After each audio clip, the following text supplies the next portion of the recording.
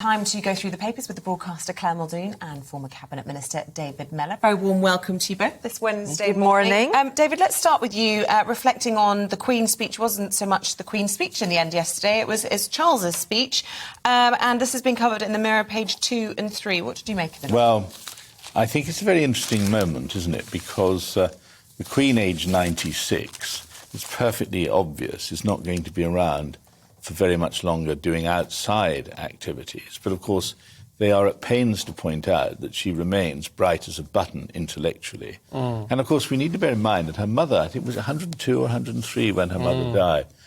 Now, why does this matter? I think it matters because of the shadow over Charles, who in this fine Mirror picture looks rather pensive, as well he might. You see, he is so near and yet so far. There he is, reading his mother's speech, written for her by Boris. It's a wonderful combination, isn't it? And basically, what is going to happen to Charles? Is he just going to continue to step in for Mum, or will they make him regent? There'd be no reason why he shouldn't be regent, but equally, you feel with Charles there is almost a desperation on the part of the public that the Queen continues, because the Queen is seen as the embodiment of everything you want in a monarch. That wouldn't go, though, would it? If Charles became regent, that admiration and the very special feeling for the Queen wouldn't actually be diminished. No, I see all of that. But the fact it isn't really being discussed is because Charles has put himself in a position where his issues make it difficult for people to feel about him the way they feel about the Queen. I mean, the ongoing issue, which still haunts him, of Princess Diana, he'll never, ever live that down. Now, of course, we've got the other issue, which is Harry and Meghan. You see, as one reads all this Harry and Meghan stuff, and, of course, they're going to come back with their Netflix crew, no doubt, not worrying that they're not going to be put on the balcony. They're going to be back for the Platinum Jubilee celebrations. Why didn't Charles, as marriage was contemplated, say to Meghan, listen, darling, you can't be Princess Diana overnight. You're going to have to, one of the interesting things is my acquaintance with the royals as a minister and so on. It's a very dull life a lot of them have. They've got to turn up at 9 o'clock in Burnley. Nothing wrong with Burnley, of course. No. But they've got to turn up, turn up where I live, in Wapping, And they turn up there to open some this or that or the other. I don't think Meghan ever understood that this was not a glamorous role, because her husband either didn't want to tell her or, frankly, was too stupid to really actually give her the lowdown. And Charles sits there wringing his hands on the sidelines. He's a great hand wringer, is Charles. And you feel totally ineffectual. And that is the indictment of him. Yeah, I mean, I suppose what you've just vocalised there is what is going to be the big challenge for the monarchy, is that there is this public kind of fashionable dislike almost of Prince Charles that the Queen's never really experienced. I wouldn't say dislike, OK, that's too strong. But there's not the same level of affection, and I think that's probably why we'll never see an official regency announced, but I think we'll probably see one in effect. You see, Charles... Does Charles want it, though? Does Charles want to be Prince Regent? I think he wants to be king. Yeah, but... But the thing about Charles, I've had meetings with him a lot of times over the years. He was ahead of the game on industrial farming, ahead of the game on awful modern architectures, pimples on rock cakes and all the rest of it. He's an intelligent man. Pimple on the face of a beloved friend, wasn't it? Isn't that what he said about like that, National Gallery? But at the end of it all, Charles is full of self-pity, because I think he thought he was brought up wrong, which is where Harry gets it from. And you feel Charles looking in this rather sort of thoughtful, as well he might, so near and yet so far. Every picture tells a story. Doesn't it just... Claire, can we zip along to the Mail? Yeah. Because I want to talk about working from home. Oh, yeah. Is it because it's such a it's proven to be now a controversial issue? Well, everybody seems to have a view on it, don't they? The Mail leads on the front page, death knell for work from home. New law to make working from home easier, axed from Queen's speech. Now, you have to think the court of public opinion is so strong in this that it's actually removed it from the Queen's speech and Boris's intentions to take the country forward. We had Alan Sugar the other day saying, expletive. I can't believe PwC are giving their workers Friday afternoons off. There is definitely a malaise, shall we say, in industry, especially in London, and I can only speak for London because that's where I live. But you see it in the commute, the daily commute. It's a lot less than it used to be pre-pandemic. Lots of big companies aren't making's a strong word, but encouraging their employees back into the office.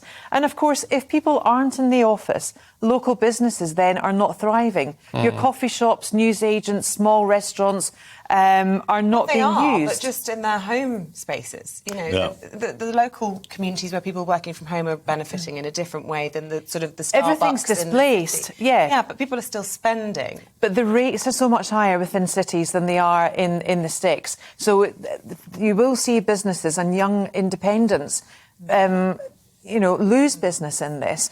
And I think a lot of people, people band out, mental health. I think it's very important for people to work together, to be seen together. So you're on board with the government's omission of this from the Queen's speech. David, what's your view on this? You don't think that a hybrid could have been, the future?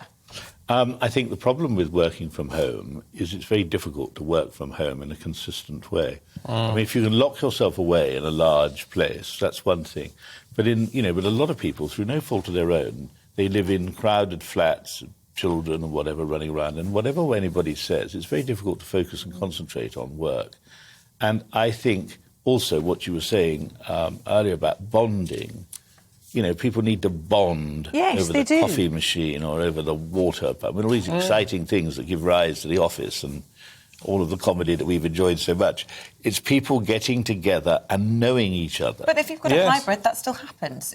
Not as much, though. But hybrid means what? Working at home a couple of days? A mixed week, a couple of days at home, a couple of days in the office. But I do think people that there was a real... People are going to end up resenting the days when they have to go into the office, though, if you do that. Well, not if they're enjoying these things that you described so much. I do think that there were lessons to be learnt from the pandemic. So many people saying that they had a better work-life balance. And do we really want to be a society where all we're doing is being on a treadmill, either commuting long distances and earning money? And when actually we had more time to eat meals together as a family and enjoy, culture and other parts of life. You have highlighted the best of family life, and that has to, and society. A good family life breeds good society. That should still be happening. Families should still be having suppers over the dinner table. Well, that doesn't happen if people are working long days in the office 5 days a week. It doesn't, I can tell you. But it can, and it often should. And I think that goes back to employers expecting and managing those expectations of their employees.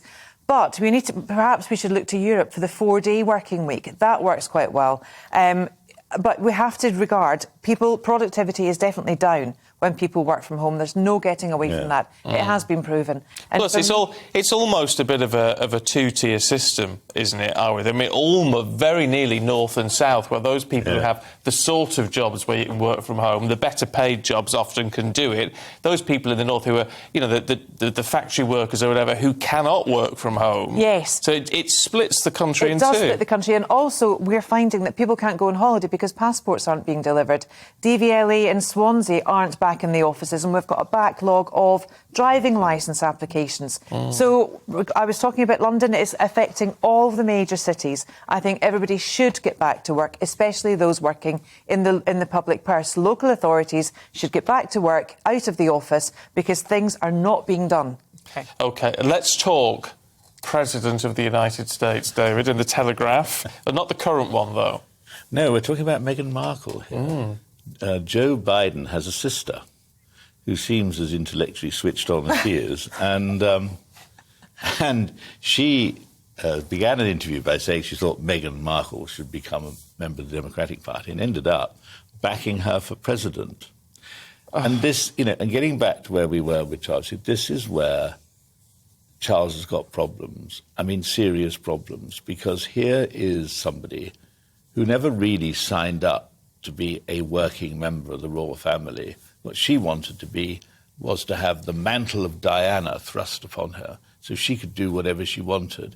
But there is no end to her vaulting ambition. I mean, she was never Grace Kelly when she was an actress.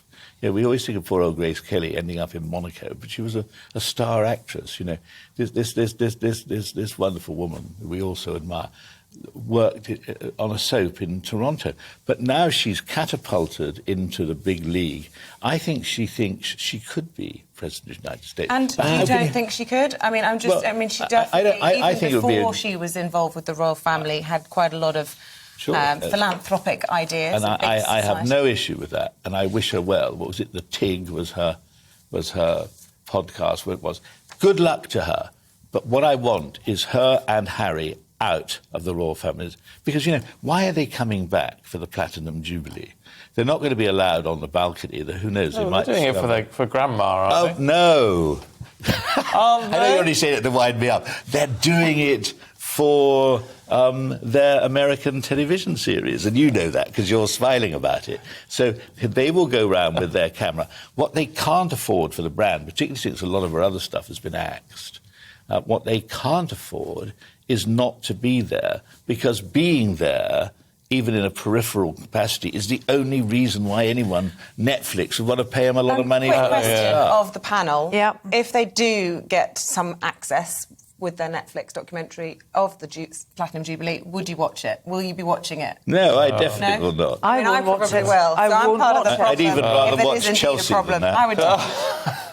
I would definitely watch that. I don't like all that sort of reality stuff anyway. Best of times. Lovely, thank you both. We should catch up with you a little bit later on. David Mellor, Clare Muldoon.